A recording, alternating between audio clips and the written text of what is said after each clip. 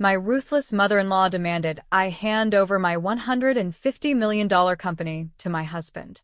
I saw through their greed and refused. That's when they bribed my own employees to burn my company to the ground, leaving me with nothing. But they didn't know what I had planned. The very next morning, they woke up to a shocking twist they never saw coming, and their world spiraled out of control. I never thought I'd be sitting here recounting the story of how my world was nearly destroyed. My name is Maya Rivers. I'm 33, a fashion designer, and until a few years ago, I believed I was living the perfect life. I had inherited my father's legacy, a $150 million sustainable clothing empire, and I poured every ounce of my creativity and energy into making it thrive. I loved my work, the fast-paced energy of New York City, and the belief that I was building something meaningful, something my father would be proud of. But then came Daniel Hawthorne. When I first met him, I was swept off my feet. Daniel was everything society told me to look for: charming, handsome, and the heir to an old-money family fortune. We met at a charity gala, one of those glitzy events where I always felt slightly out of place despite my success. Daniel had this way of making you feel like you were the only person in the room.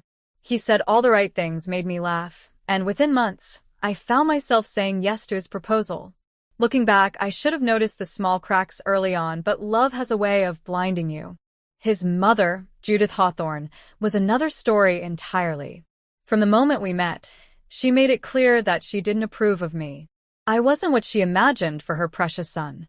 To her, I was a career-obsessed outsider trying to tarnish the Hawthorne family's impeccable image. I told myself it didn't matter. I wasn't marrying her after all.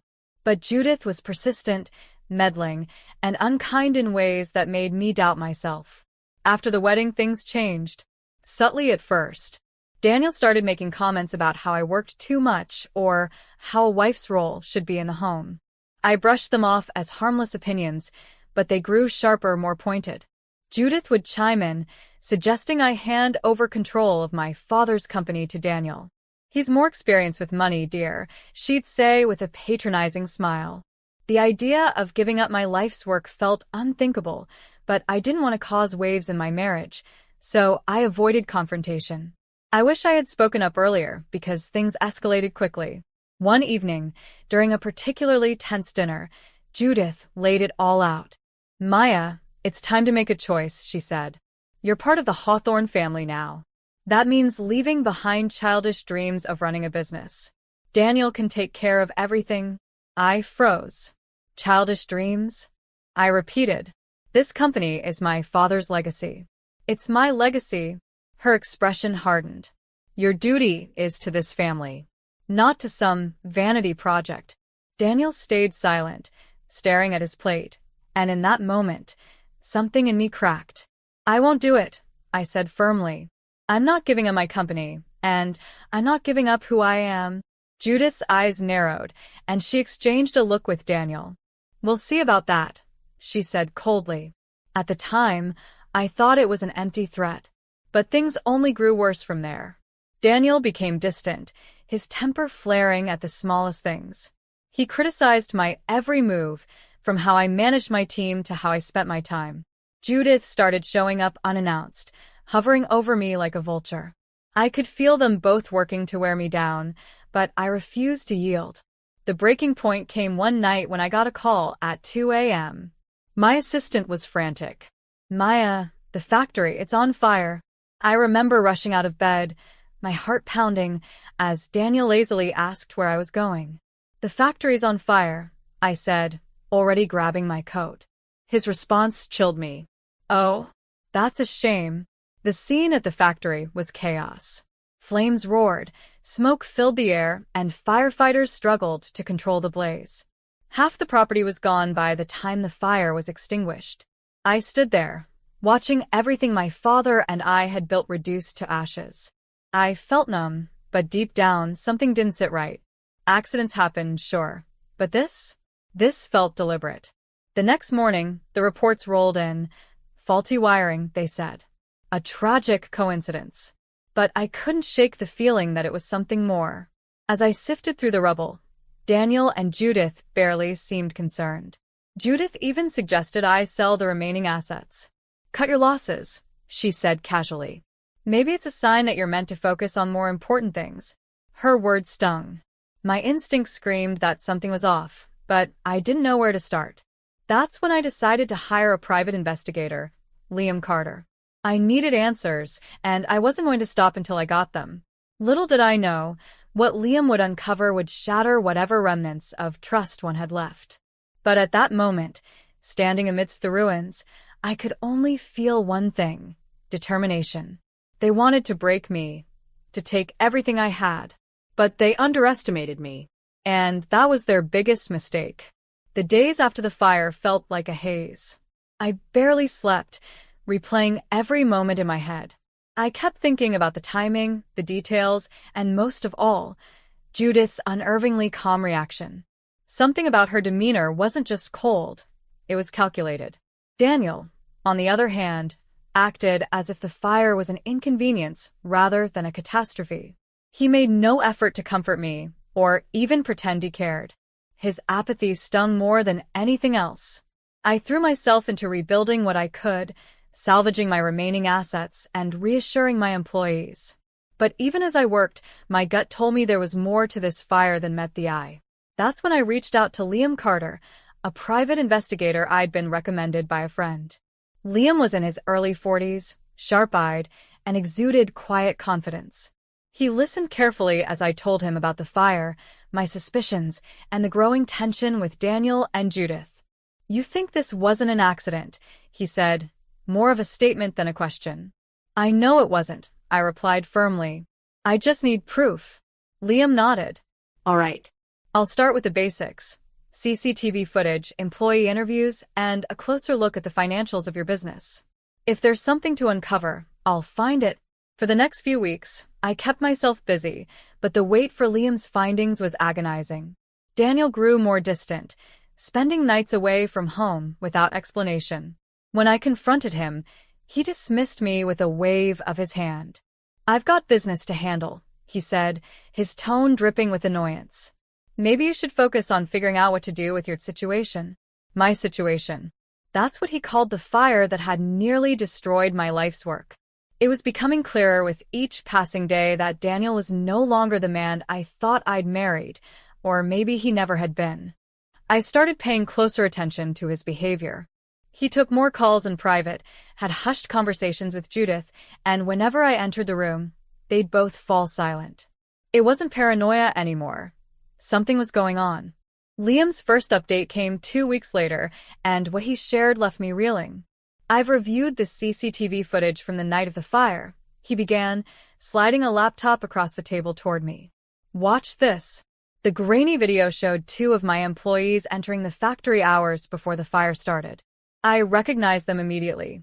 Mark and Elena, both longtime staff members I had trusted implicitly. The footage showed them fiddling with machinery and sprinkling what looked like liquid from a canister across the floor. "Arson," Liam confirmed. "The fire wasn't caused by faulty wiring, Maya. It was deliberate." I felt sick to my stomach. "But why? Why would they do this?" Liam's expression darkened. "That's where things get interesting." I spoke to Mark and Elena separately. At first, they denied everything, but when I showed them the footage, they cracked. They admitted they were paid to start the fire. "Paid? By who?" I asked, though I already suspected the answer. He hesitated before answering, as if weighing how much to say. "Judith and Daniel." The words hit me like a punch to the chest. "You're sure?" They were careful, but not careful enough. Bank records show large, unexplained transfers from an account linked to Daniel. Mark and Elena received those payments just days before the fire. I sat there in stunned silence, trying to process the betrayal. Judith and Daniel, my husband and his mother, had conspired to destroy my business. I felt anger rising in me, hot and blinding. They had taken everything I loved, everything I'd worked for, and burned it to the ground. For what? Power? Control? I couldn't fathom how they could be so cruel. "What do I do now?" I asked Liam, my voice shaking. "We build a case," he said simply. "You've got enough here to go to the authorities, But if you want this to stick, we'll need more emails, phone records, anything that ties them directly to the arson. Over the next few weeks, Liam continued to dig, and the evidence he uncovered painted a damning picture. There were emails between Judith and Daniel discussing their plan in coded language, phone records showing late-night calls to Mark and Elena, and even a paper trail of bribes paid to other employees to keep quiet about what they knew. Despite the mounting evidence, I didn't confront Daniel or Judith. Not yet. Instead, I played the part of the oblivious wife, biding my time while Liam and my attorney, Sandra Torres, prepared a legal case. Sandra was a no-nonsense powerhouse of a woman, known for her expertise in high-profile cases. When I showed her the evidence, she didn't mince words. "This is airtight," she said. They won't get away with it. But pretending everything was normal was the hardest part. Every time I sat across from Daniel at dinner or endured one of Judith's smug remarks, I wanted to scream. I wanted to tell them I knew, that their plan had failed, that I would see them brought to justice. But I couldn't risk tipping them off. Not yet. Instead, I focused on rebuilding what I could, even as the weight of their betrayal threatened to crush me. My father's voice echoed in my mind during those dark days. "Maya, no matter what happens, never let anyone take away your integrity or your strength." I clung to those words like a lifeline. They had tried to destroy me, but they didn't know me. I wasn't the weak, obedient woman Judith wanted me to be, and I wasn't going to let them win. The pieces were falling into place, and soon, they would realize just how much they had underestimated me. Sitting across from Daniel every night, pretending nothing had changed, was an exercise in restraint. I could feel the weight of the lies between us, and it took everything in me to keep playing the role of the clueless wife. But deep down, I knew I wasn't the same person anymore. I wasn't the woman who had once trusted him, who had believed in his charm and easy smile. Now, I was biding my time, gathering strength, and preparing for the moment I'd bring him and Judith down. The evidence Liam uncovered was damning. There were incriminating bank records, conversations between Judith and Daniel discussing how to handle the Maya problem, and even witness testimony from employees who had been bribed to keep quiet. Sandra, my lawyer, assured me that we had enough to take them to court. But I wasn't ready yet. Not until I had everything lined up perfectly. I wanted to make sure there was no way they could wriggle out of this. Then one evening, something happened that nearly broke my composure. I came home to find Judith sitting in my living room, sipping tea, like she owned the place. Daniel was nowhere to be seen, but her presence was enough to set my nerves on edge. "Maya," she said with a smile that didn't reach her eyes. "I thought it was time we had a little chat. Woman to woman." I forced myself to stay calm. "About what?" "Oh, you know," she said, setting her teacup down with a deliberate clink. "Life. Choices. The future." She leaned forward, her voice dropping to a conspiratorial whisper. "You've been through so much lately. The fire, the stress of rebuilding. It's all very unfortunate."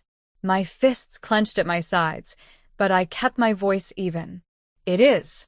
But I'll manage." "Of course you will," she said smoothly. "You've always been so determined. But sometimes, determination isn't enough. Sometimes, you have to know when to let go. Don't you think it's time to consider selling what's left of your company? It's a burden, Maya. And Daniel can help you start fresh." I stared at her, the mask finally slipping. Her words were laced with veiled threats, but I could see the greed in her eyes. She wasn't even pretending to hide it anymore. They wanted me to give up everything, my company, my legacy, my identity, so they could claim it for themselves. "Thank you for your concern, Judith," I said, my voice cold. "But I'm not giving up. Not now, not ever." Her smile faltered for a moment, and I saw a flicker of something, anger, maybe even fear. "Well," she said, standing and smoothing her skirt, "I hope you know what you're doing. For your sake."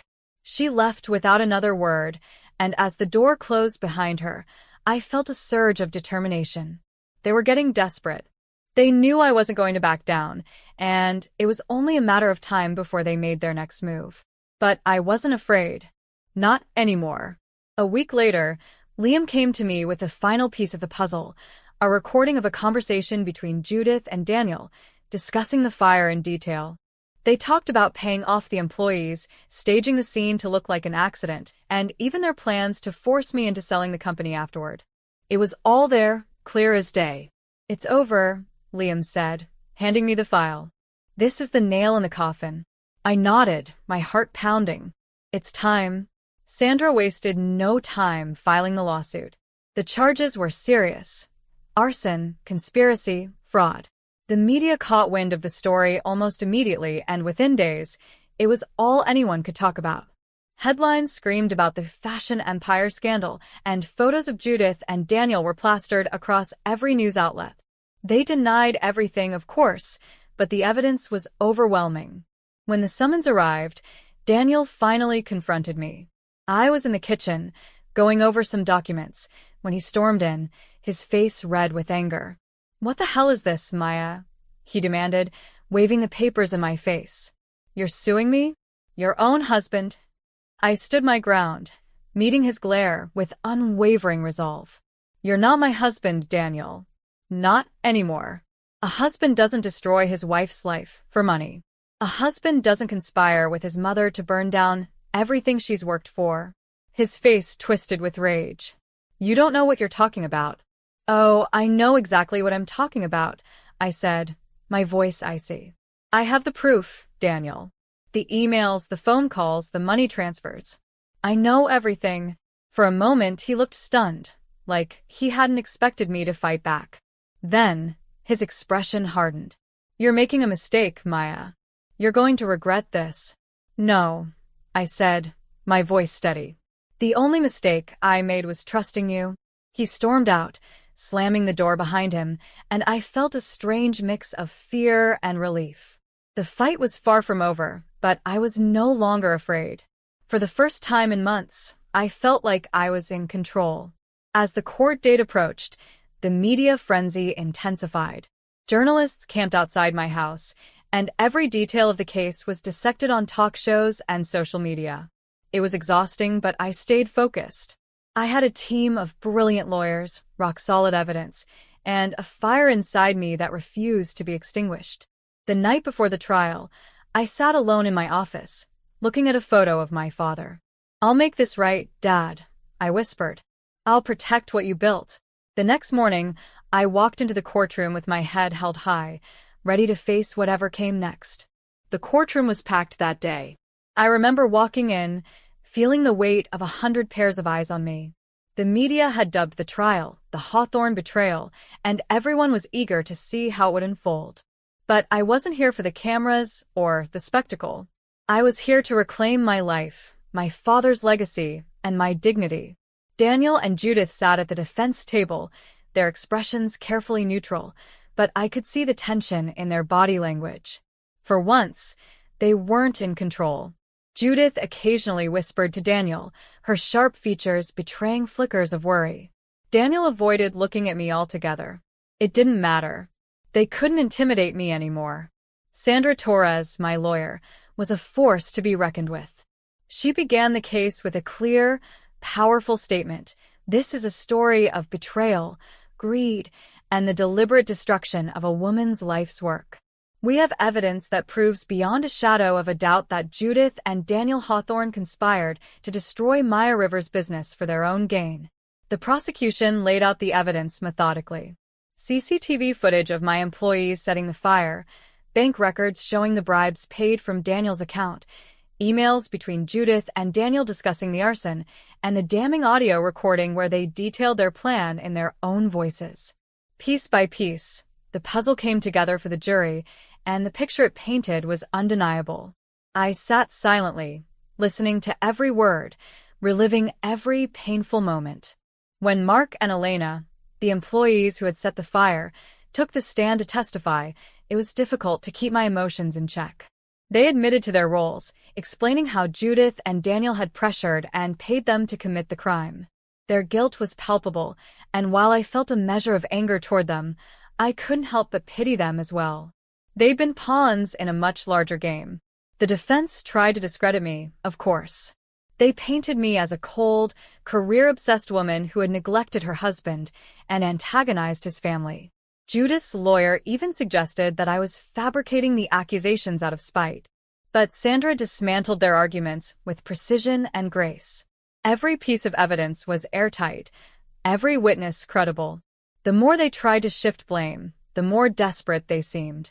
When it was my turn to testify, I felt a mixture of fear and resolve. I took a deep breath and faced the jury. My father built this company with his blood, sweat, and tears. I began, my voice steady despite the emotion threatening to choke me. When he passed, I vowed to carry on his legacy, to honor his hard work and vision. I trusted Daniel and his family. I believed they wanted what was best for me, for us. But they didn't. They saw my success as a threat, something to control and, if necessary, destroys. I looked directly at Judith and Daniel, who finally met my gaze. They thought they could break me. But they underestimated me. The court was silent as I finished my testimony. I felt a strange sense of catharsis, as if a weight I'd been carrying for months had finally lifted. No matter what happened, I knew I'd done everything I could to fight for what was right. The jury deliberated for hours, though it felt like days. When they finally returned, the air in the courtroom was electric with anticipation. My heart raced as the foreman stood to deliver the verdict. On the charges of arson, conspiracy, and fraud, we find the defendants guilty. The room erupted in whispers and gasps, but I barely heard them.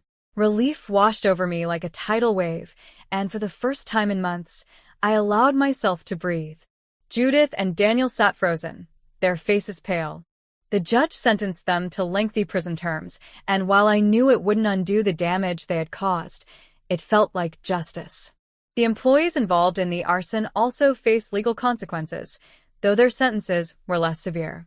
The court acknowledged that they had been manipulated, but their actions couldn't go unpunished. As for me, the court awarded me full ownership of the Hawthorne family's properties as restitution for the financial and emotional devastation they had caused. It was a symbolic victory as much as a practical one, a way to ensure that the Hawthornes' ill-gotten power would no longer overshadow me. Rebuilding my company wasn't easy. The financial loss was immense, and the emotional scars ran deep. But with the support of my remaining employees, loyal clients, and newfound allies, I poured my heart into restoring what had been lost. And in time, we not only recovered but thrived. The fire had been meant to destroy me, but it had forged something stronger instead.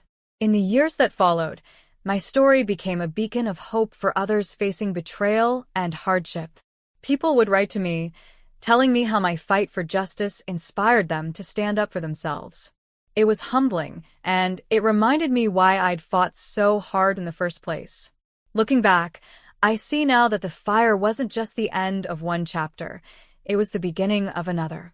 Judith and Daniel tried to strip me of everything, but they couldn't take away my resilience, my determination, or my integrity.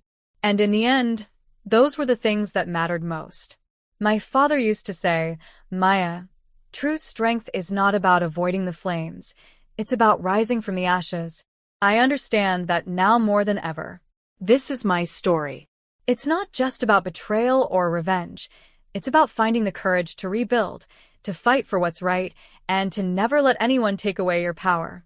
It's about resilience. And I hope it's a reminder that no matter how dark things get, there's always a way to rise.